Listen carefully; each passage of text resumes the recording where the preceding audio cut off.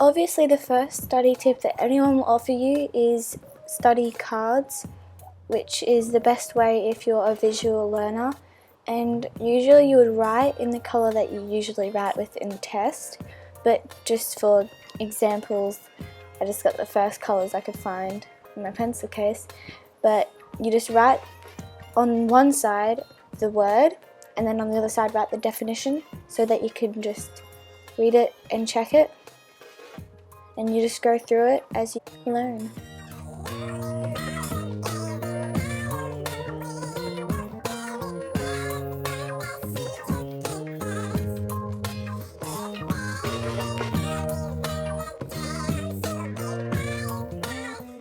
This one's a really good idea. It's an app called Self-Control, and you can determine how many minutes you'll be doing homework for, and you just type in all the web pages that you want to block yourself from. So between that period of time you cannot go on that page because you have to study. This next one is a really good key for your book. Since you're supposed to be highlighting notes and everything, you just make a key so you know what you're highlighting and what the highlight means. So on a little piece of paper you just write key and just mark a bunch of colours, and then you write the meaning of that colour when you highlight it. And I wanted it to look better to look at, so I don't get bored with it and I don't just want to quit studying and then I just lose my game. So I just got some card paper, decorative, and put some double-sided clear tape to stick on the paper, and this way it looks a lot cuter and more pleasing to the eye. I didn't want my key to be permanently in my book, just so I can reuse it next year, so I just used washi tape to stick it into my book. That way you can just take it off every year and put it in your other book.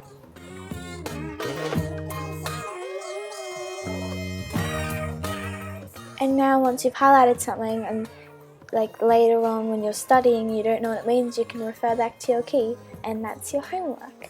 Or this is just important stuff, like blah blah blah. I think this is a good way to spruce up a regular study timetable. So you just get paper, put it in a clipboard, and I use the mini clipboard because it's so cute. And then you just rip the paper a bit smaller than the clipboard and make it look as rugged as you want, but like I want it to look really rugged, so ripped up, and yeah. And you just center it in your clipboard, and then you get some chalk. I chose pinky orangey colour, and you just go along the sides of it, and anything that's half ripped, like you know how paper when you rip it sometimes only half rips the paper like in half. I don't know, it's really confusing, but you just do that and it looks really cute. If you use multi-colours then it looks even better. But now you just write in your timetable of what you would study and what subject and stuff, and then what time, and then you just hang it up on your wall. Easy peasy.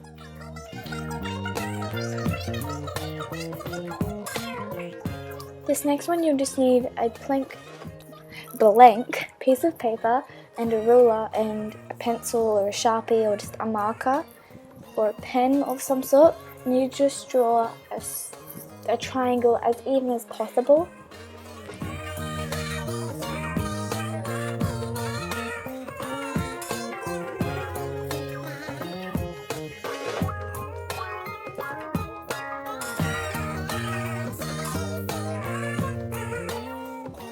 And then you just divide it into 3 sections, making the top one small, and then the middle one medium, and then the bottom one the widest.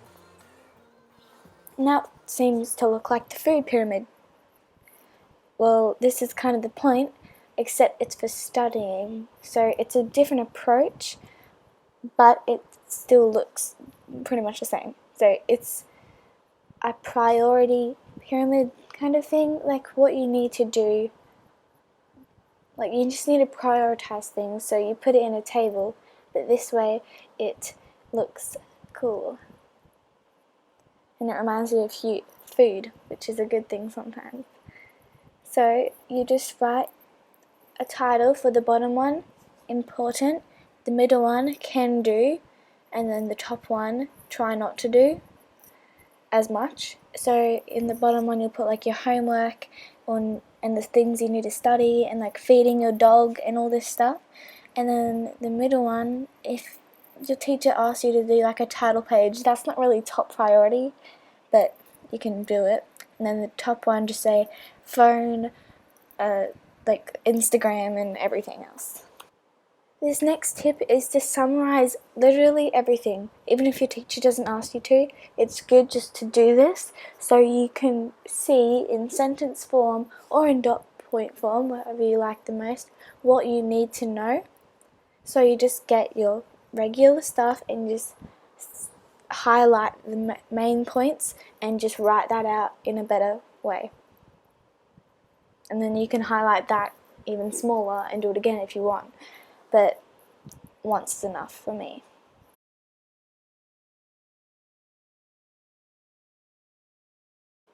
Another tip is to always get different resources of information, whether it be books, internet, or if all else fails, ask a teacher. Yay! And make sure you have a clear desk when you're studying.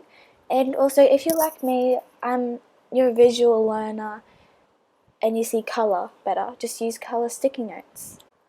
This next tip is a really good one, and sometimes I do this. Well, I used to do it when I was little, but now I don't really have that much time to. But if you have time, make sure you teach someone anything. You can teach a mirror if you have to, but I chose to teach my teddies.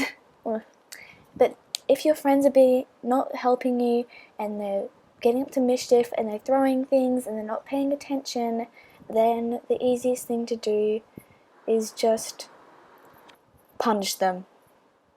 Get its attention, and girl, get out that pencil from your bun and write them a detention slip, because girl, they deserve it. Anyway, the point was, teaching someone helps you memorize something, and if you memorize it, then you'll feel smarter, and it just helps you overall with studying, and you'll ace that test for shoresies. Anywho, I hope this helps you guys out, and also please click this moving image once again to see my last video.